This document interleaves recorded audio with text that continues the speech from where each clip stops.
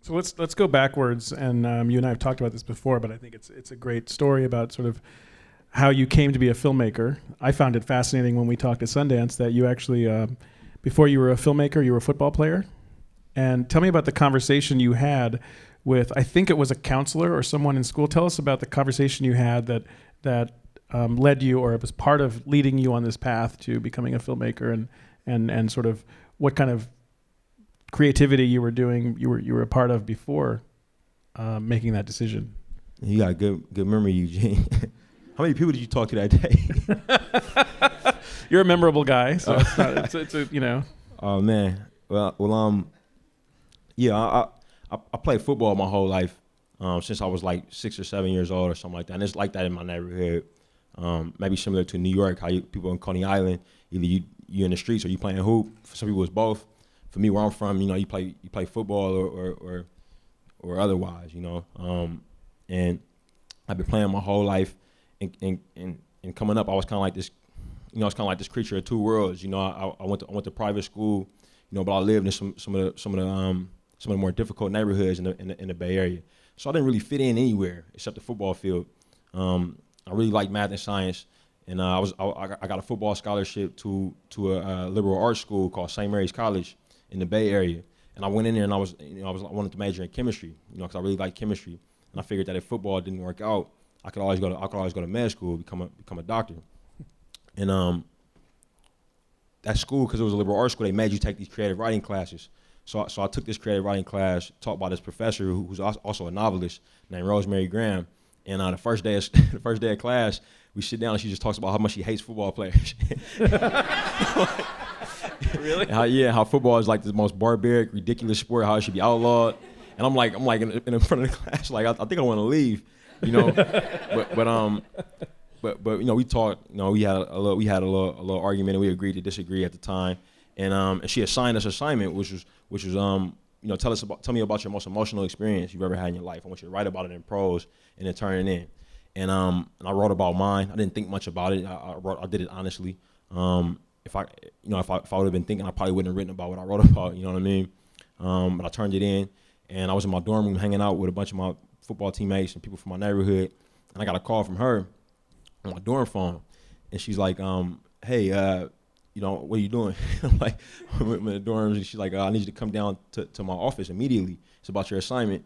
So I'm like, Jesus Christ. And I'm like, man, why did I write about that? So I kick everybody out of my dorm, like, I gotta go.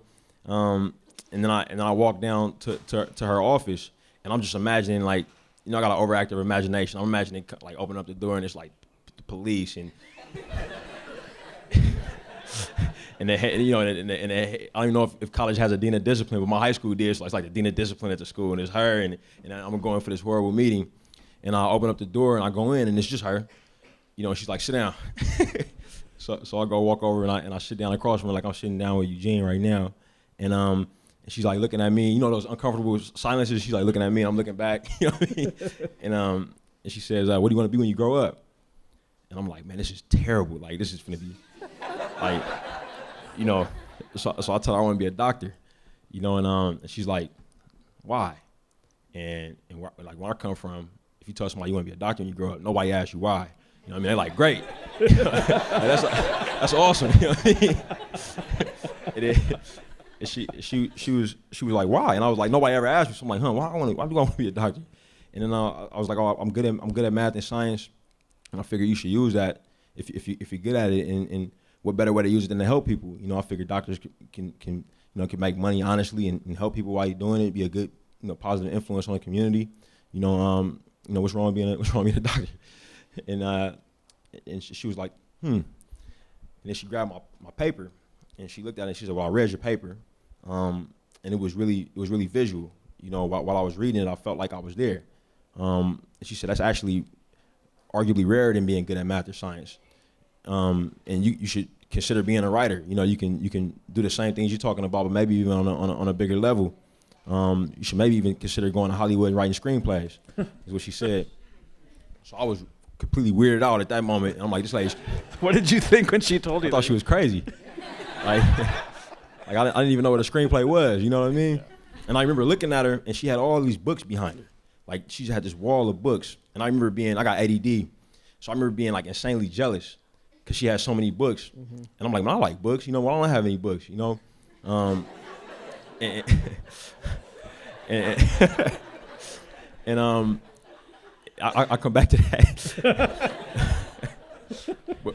but she said, you know, I think you should, you know, think about even writing screenplays, and I said, so, you know, I was thinking she was crazy, so I'm like, wait, so I'm not in trouble, and she's like, no, why would you be in trouble?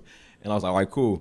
So I was like, are you? And I'm like, I gotta get out of this crazy book lady's office, you know what I mean? Like, so I'm like, are we all good here? She's like, yeah, that's fine. I just want to talk to you about that. You know, just think about it. So I'm like, cool. So I left, and I went back to my dorm room, and my dorm room was empty. And I was like, man, that was the weirdest conversation I ever had in my life. And you know, I didn't even know what a screenplay was. I never seen one, you know. But I remember thinking about how much I liked movies. I always liked movies. I always liked to read. And then I started looking around my dorm room, and all I had was like rap posters. I had no books, you know. I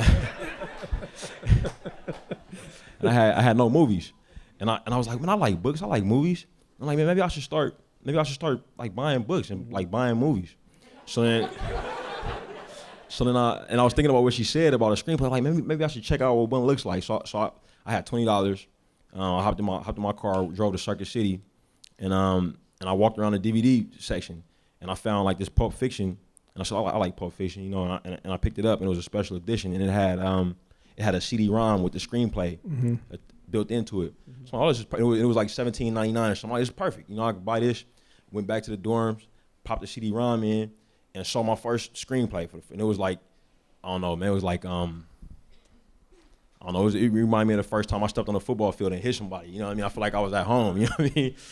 So I looked at it and I opened up Microsoft Word, and I thought the formatting was kind of weird. So I started trying to like ape the formatting in Microsoft Word, and I started to write. You know, started to write my first screenplay. You know, that night, and I stayed up till really late in the morning, and I started to do it every day. Like I'll find myself like leaving the weight room, like I gotta go back and get on that script, and I realized that I really love to do it, and that professor is like one of my closest friends, Wow. you know, to this day. Wow.